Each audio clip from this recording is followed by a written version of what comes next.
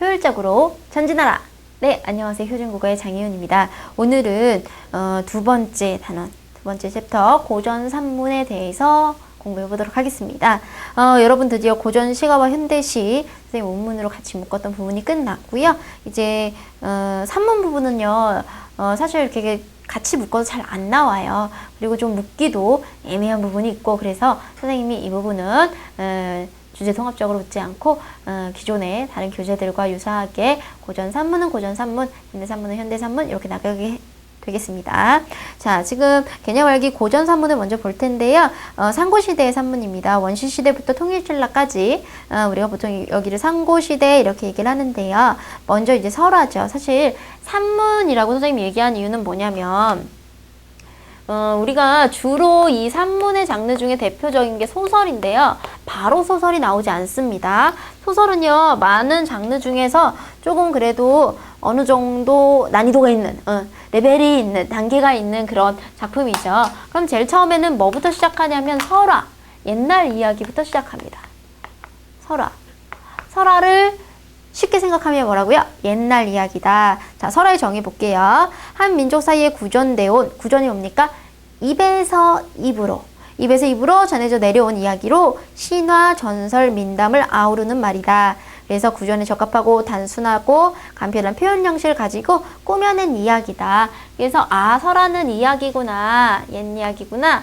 이 옛 이야기에 뭐뭐 있다.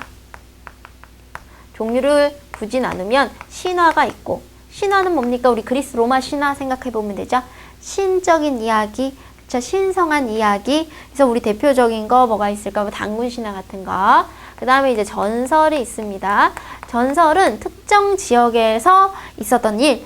그래서 요거는 전설은 예를 들어서 어느 그 울산 바위의 전설 이런 식으로 구체적인 증거가 필요해요. 구체적인 지명과 구체적인 증거가 필요합니다. 그 다음에 민담입니다. 민담은 그 일반 그 백성 사이에서 이렇게 떠도는 이야기라서 구체적인 증거나 이런 게 필요하진 않고요. 이건 되게 좀 막연해요. 막연한 장소고, 얘가 좀 어떤 구체적이다라고 하면 어떤 특정 지역하고 관련된 이야기라면 이 민담은 보편적인 이야기라는 거죠. 그래서 세계 어느 곳에나 있는 그런 것들. 자, 그래서 선생님 표로 좀 정리를 해봤어요. 자, 그래서 신화 부분 단군 신화. 그래서 굉장히 숭고한 그 미가 있는 그 이야기다. 그래서 이제 뭐 나라를 세웠던 이야기라든지 이런 게 있고요. 그다음에 전설 같은 경우는 의외로 좀 비극적인 것도 많고 굉장히 좀 구체적인 그런 것들이 있고, 그다음에 이제 민담은 굉장히 흥미 위주로 쓰여진, 흥미 위주로 이제 전해져 내려오는 그런 이야기를 민담이라고 하는데요. 김연가모 같은 게 대표적이다 이렇게 적혀 있네요. 김연가모 같은 경우는 뭐 이제 그 호랑이가 이제 그 은혜를 갚게 되고, 그래서 이제 그 호랑이를 죽여서 이제 이 사람이 뭐 입신 양명을 하게 되고 이런 얘기인데, 김연이라는 사람이 입신 양명을 하게 되고 이런 얘기인데요. 이런 얘기는 그 호랑이가 뭐 은혜를 갚는다 뭐 이런 보은의 얘기뿐만 아니라 이런 것들은 우리나라에만 있는 게 아니라 전 세계적으로 퍼져 있다라는 거죠. 자, 그래서 설화는 아직까지 소설이 아니다. 꾸며서 한 이야기라도 소설은 아니다. 그리고 얘네는 주로 뭘로 전한다? 구전, 입에서 입으로 전한다가 중요합니다. 그 다음에 학문학 쪽으로 보죠. 자, 그래서 지금 옛 이야기, 상고시대의 옛 이야기 한 축은 설화였고요. 이 설화랑 같이 뭐가 나오냐? 학문학이 나오기 시작하는데, 학문학은 한문으로 쓴 이야기죠. 그러니까 이거는 이제 그 문자를 모르는 일반 백성들의 이야기라면 얘는 한문으로 기록한 이야기. 그래서 대표적으로 설총의 화한계 같은 작품을 우리가 한문학으로 볼 수가 있는데, 화한계는요 나중에 다음 강좌에서 한번 보도록 하겠습니다. 그래서 이제 그 사람을 의인화해서 그 식물을 의인화해서 사람의 어떤 그 도리, 임금의 도리를 풍자하는 그런 작품이 되겠고요. 이제 고려시대, 상고시대를 지나서 고려시대쯤 오게 되면 아직까지도 소설이 발달이 안 됐어요. 이때는 뭐가 나오냐면 폐관문학이 유행합니다. 이 폐관이라는 그 사람이 뭐냐면 이게 폐관이 벼슬 이름인데 그 길거리에 떠도는 이야기를 채록해서 이제 수집해가지고요. 창의성을 가미해서 이게 좀 엮은 거예요. 그러니까 자기가 직접 창작을 한 게 아니라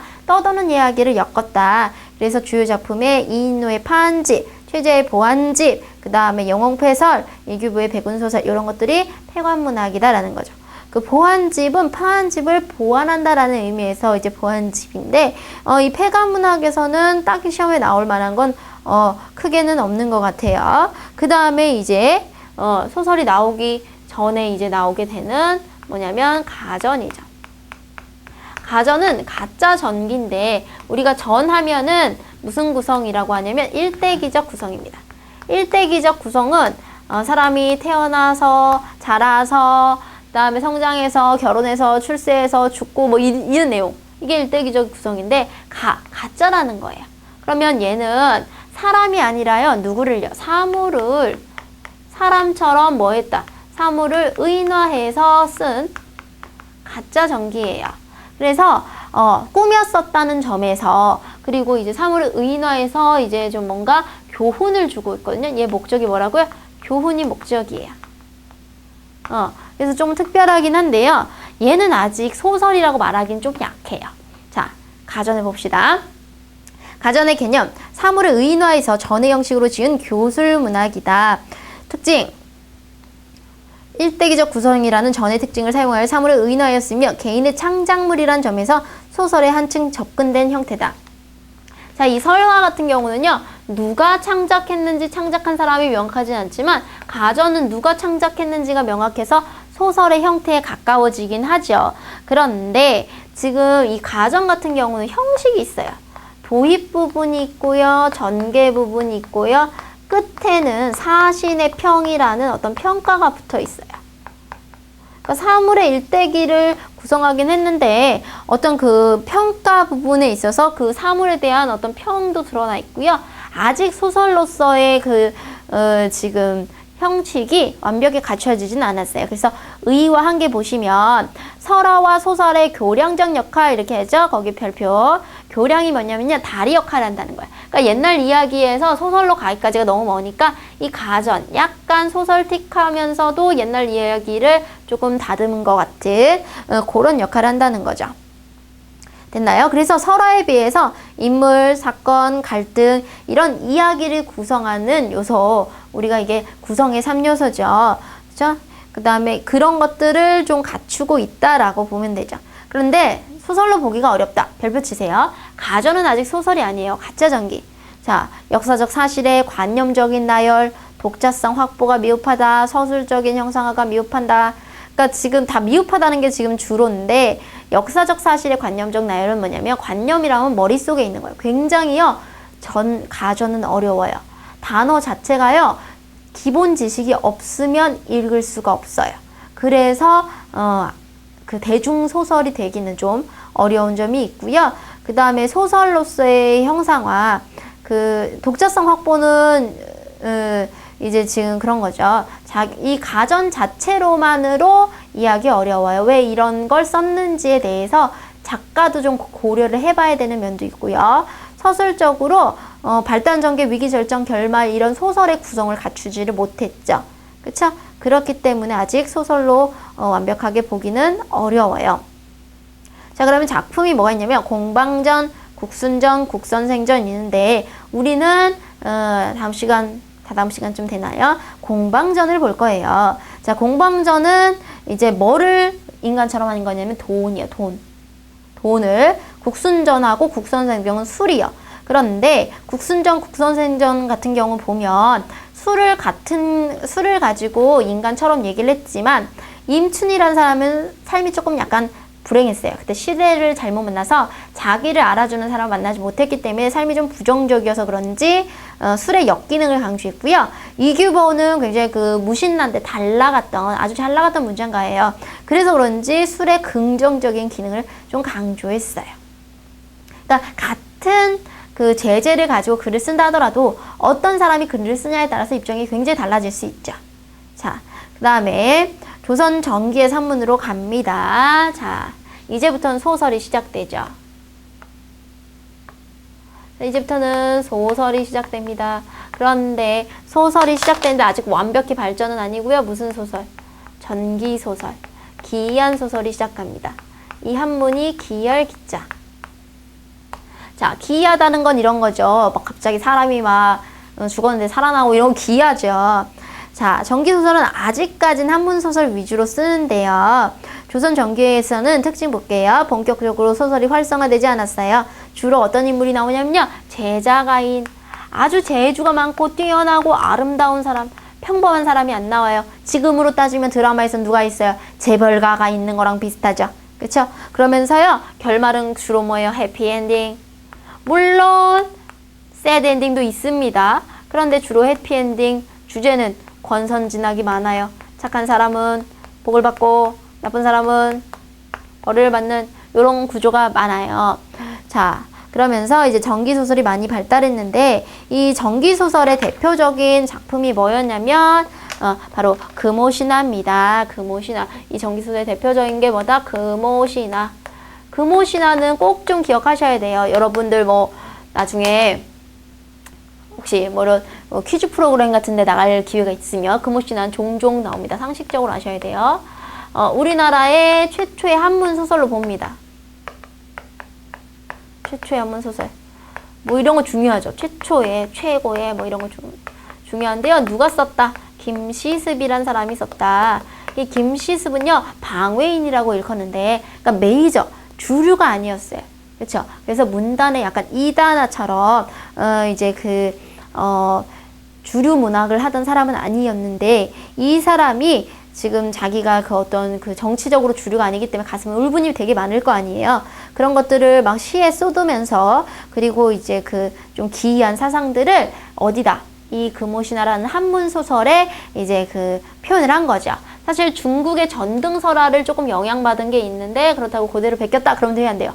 안 된다. 그래서 중국의 전등신화에 영향 정도 받았다. 영향을 받음. 베꼈다 그러면 안 돼요. 우린 주체적입니다. 그냥 무조건 바뀐 거 아니고요. 좀 영향을 받은 거죠. 그래서 대표적으로 만복사, 저폭기, 이생규장전, 치유부, 벽전기, 그다음에 남면, 부주지, 용궁, 부영록이 있는데요. 여러분 그 금오신화 재밌어요. 한번 나중에 도서관 같은 데서 빌려서 보시면 돼요. 금오신화 5가지 얘기인데요. 우린 그 중에서 2가지를 이제 수업 시간에 같이 볼 거예요. 이 2가지가 문제 제일 잘 나오고요. 교과서나 뭐 이런 부분도 많이 수록이 돼 있고, 그렇기 때문에 이 2가지를 볼 건데요. 만복사, 저포. 만복사에서요. 저포놀이, 지금의 주사위놀이 했던 얘기고요. 이생규정전. 이생이라는 사람이 자기가 좋아하는 여자의 담장을 계속 넘어가지고 굉장히 반대하던 사랑을 이룬 그런 얘기를 하는 거죠. 자, 그래서 여기 보면요. 거의 이쪽에 보시면 나중에도 하겠지만 산 사람이 죽은 사람하고 사랑해요. 이런 걸 사랑하는 소설은 뭐라고 할까요? 염정소설이라고 하거든요. 그런데 죽은 사람하고 사랑해요. 명혼소설 이렇게 얘기도 해요. 당연히 전기소설 되는 거죠. 기이한 이야기. 그렇죠? 자, 그래서 이런 것들은 전기적이다. 키워드는 이런 거예요. 전기적이다. 비현실적이다. 환상적이다. 이렇게 되는 거거든요. 그러니까 아직까지는요. 소설이 발달하지 않았어요. 조선 전기까지. 그런데 어느 시대에 와서 조선 후기에 와서요. 소설의 시대. 선생님이 감히 소설의 시대라고 얘기를 할게요. 폭발적으로 소설이 늘기 시작합니다. 자, 볼게요. 임진왜란 이후에부터 이제 갑오개혁 전까지를 우리가 조선 후기에 어떤 그 산문으로 보는데 이제 소설이 주류가 되는 거죠. 그래서 대표적으로 종류를 보시면 영웅소설, 애정소설, 가문소설, 판소리개소설, 풍자소설 이렇게 났죠. 게다가 플러스 고전수필까지도 좀 볼 수가 있겠는데요. 자, 영웅소설부터 보죠.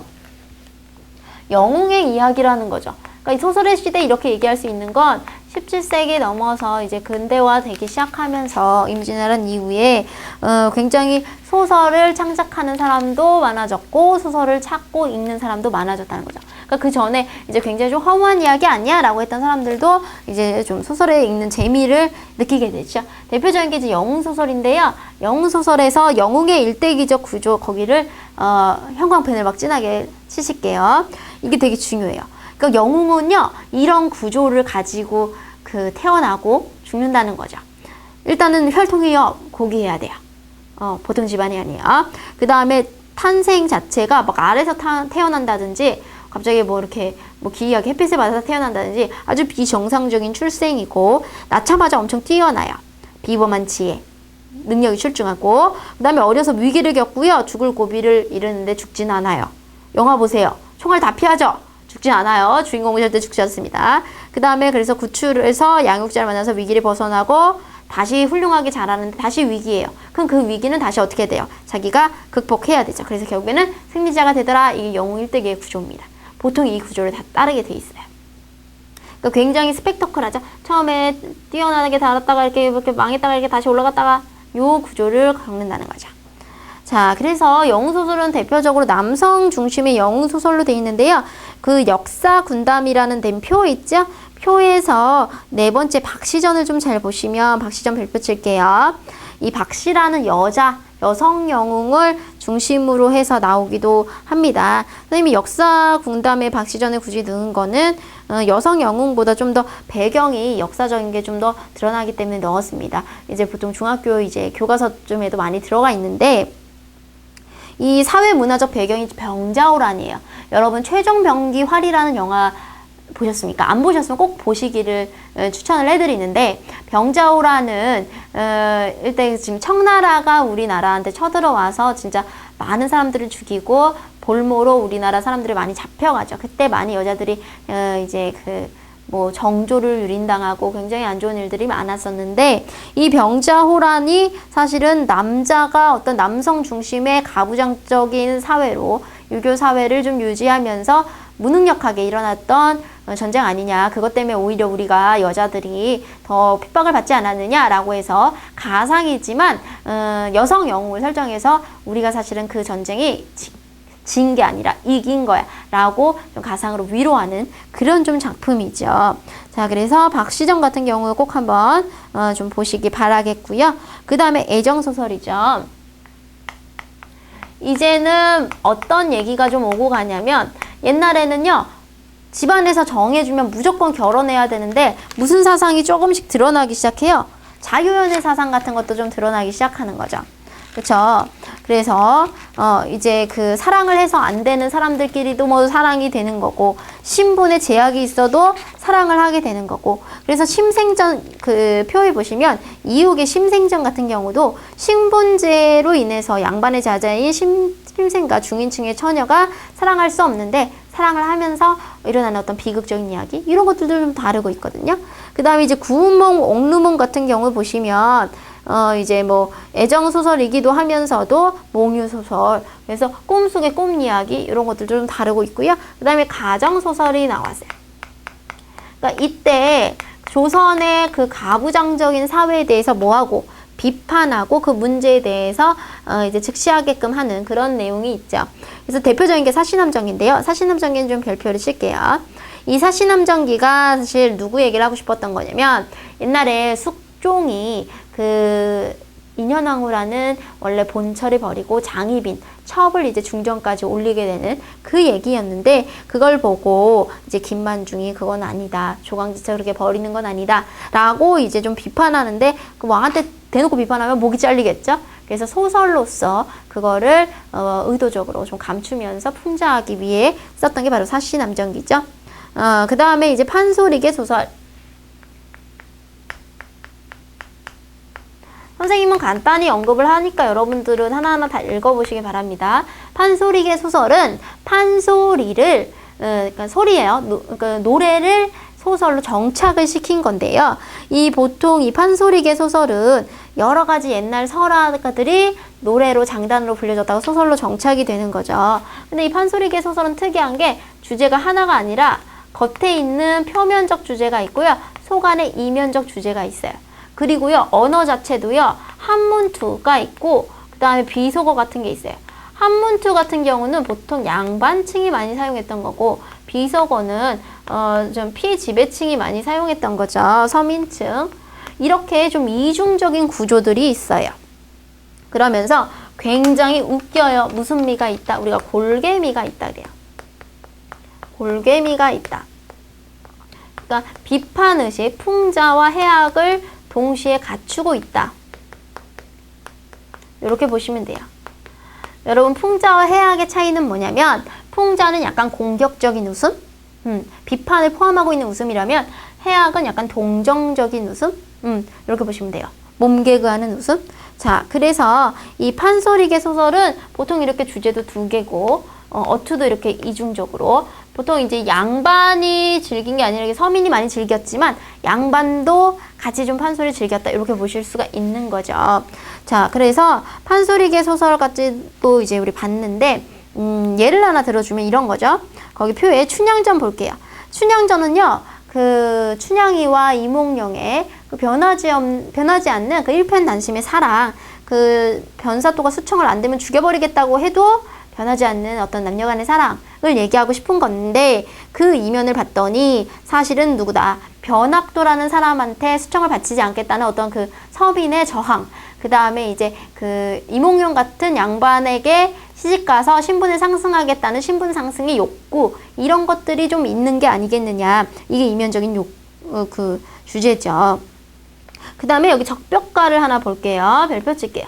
사실은 적벽가는 판소리계 소설이 아니라 판소리계 사설이라고 해야 돼요. 판소리 사설. 그러니까 판소리 사설이라는 건 이야기예요.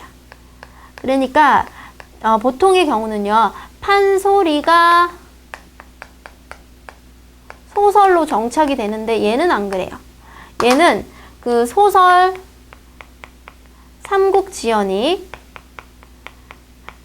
나관중의 소설 삼국지연이에서 적벽대전만을 따서 뭘로 만든 거냐면 판소리로 만든 거예요. 그래서 거기 보시면 토끼전, 장기전, 흥부전, 심천전, 춘향전, 옥단추전, 수경낭자전, 이충분전, 배비장전, 옹거집전 있는데 적벽, 가죠. 가, 동그라미. 얘는 노래예요.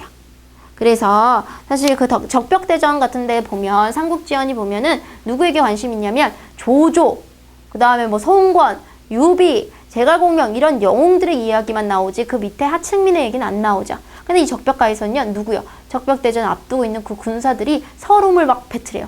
내가 더 서럽다. 나는 부모 보고 싶다. 나는 진짜 애기를 못 갔다가 애기를 낳았다. 애기가 보고 싶다. 그 다음에 나는 정말 부모도 없고 아무도 없는데 우리 마누라가 너무 보고 싶다. 이런 식으로 그 어떤 그 지배층이 아닌 피지배층의 어떤 그 서름, 그 다음에 고통, 이런 걸 통해서 결국에는 그 지배층을 풍자하고 비판하는 의도가 있는 거죠. 요런 게 바로 이제 판소리계 소설이었고요. 그 다음에 이제 풍자소설이요. 풍자소설은 대표적으로 박지원의 소설을 기억하시면 되는데요. 위에 표에 있는 호질, 허생전, 양반전과 같은 작품들 좀 유심히 보시면 좋을 것 같습니다. 그래서 박지원이 굉장히 좀 대단한 사람인 게 뭐냐면 사실 선생님을 까는 건 쉽지 않아요. 좀 잘못된 선생님이 있으시다 하더라도 왜 우리가 그런 얘기하죠. 가재는 개편이다. 그렇죠? 근데 박지원은 양반이면서도 양반을 까고 자기도 지배층이면서 지배층을 좀 어떤 지배층의 어떤 무능력함 이런 것들을 좀 풍자할 수 있는 그런 능력이 있는 사람이죠. 보통 사람이 아니다라는 생각이 좀 드는데, 그래서 호질 같은 경우는 호랑이가 꾸짖는 거예요. 의인화가 있죠. 그렇죠? 여기 지금 가전하고 좀 비슷한데 의인화 수법이 여기도 좀 있습니다. 자, 그래서 이 부분을 좀 보실 수가 있겠고요. 그래서 풍자소설은 박지원이 대부분 썼다. 이렇게 보시면 되겠습니다. 그 다음에 이 소설의 시대 플러스 여기 이제 고전 수필 같은 것도 이제 좀 많이 볼 수 있는데, 주로 옛날에 수필들은 섬세한 사람들 규방의 여성들이 굉장히 많이 썼어요. 국문학으로 굉장히 많이 썼고, 특징 부분 보시면 일기, 기행, 수기, 회고록, 내간, 창작 수필 등이 굉장히 다양하다. 자, 그래서 주요 작품 중에서 뭐 당일기 이건 나중에 이제 그 우리 문법에서 보시게 될 거예요. 해가 뜨는 모습 그런 걸 굉장히 섬세하게 표현하는 것도 있고요. 조치문, 바늘이 부러져 갖고 애도하는 거. 겨우 바늘 부러졌는데 글을 썼어요. 그쵸? 그런 것도 있고요. 규중치루 쟁론기. 그 바느질 할 때 누가 공로가 큰지 거기서도 의인화를 해요. 바늘과 그 다음에 가위와 실이요 서로 더 잘났다고. 7가지 그 바느질에 쓰이는 뭐 골무 이런 거 있죠. 자, 이런 것들이 쟁론, 토론하고 싸우는 그런 얘기죠. 자, 그 다음에는 이제 민속곡도 보이죠. 자, 민속곡은 아까 그 어떤 판소리하고는 좀 다르게 그 가면을 주로 쓰고 하는 그런 이제 거의 하층민의 그 서민층의 놀이죠. 그래서 이때보다도 더 직설적으로 양반을 까게 돼요. 그래서 얼굴을 가리게 되는 거죠. 가면극, 무도극. 근데 이제 대표적으로 뭐냐면 이게 민속곡이 나왔다는 건 평민들이 그들만의 문화, 평민의식이 그만큼 뭐했다? 성장했다라고 볼 수 있는 거죠. 그래서 아주 적나라하게 이제 양반을 까게 되는데 그게 뭐냐? 대표적인 작품이 봉산탈춤 같은 경우죠. 그래서 여기서는 양반이 오히려 이상한 사람이고 좀 이런 표현 되나요? 삐꾸? 별로 안 좋은 사람이고요.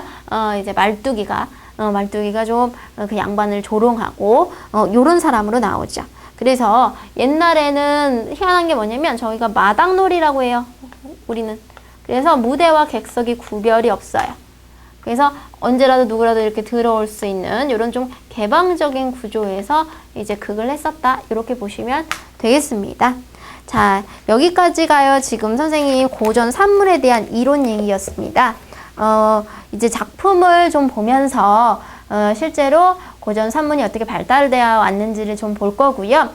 여러분들 고전 산문은 선생님이 일일이 다 막 같이 읽어주고 다 밑줄을 쳐주고 이렇게는 못해요. 그것도 사실 의미는 없고요. 전체적으로 여러분들이 읽어서 줄거리를 이해하실 수 있으면 이제 문제 푸실 수 있는 거고요. 선생님은 중요한 포인트 위주로 그렇게 잡아 드릴 겁니다. 그래서 미리 이제 강좌 나갈 부분만큼은 예습을 해 오시고 적어도 무슨 내용이지? 라는 정도는 예습을 해 오시고 그 다음 강좌를 들어주시면 진도를 좀 빠르게 나가실 수가 있을 겁니다. 자, 그러면 이제 다음 시간에 고전 산문을 직접 만나보도록 하겠습니다.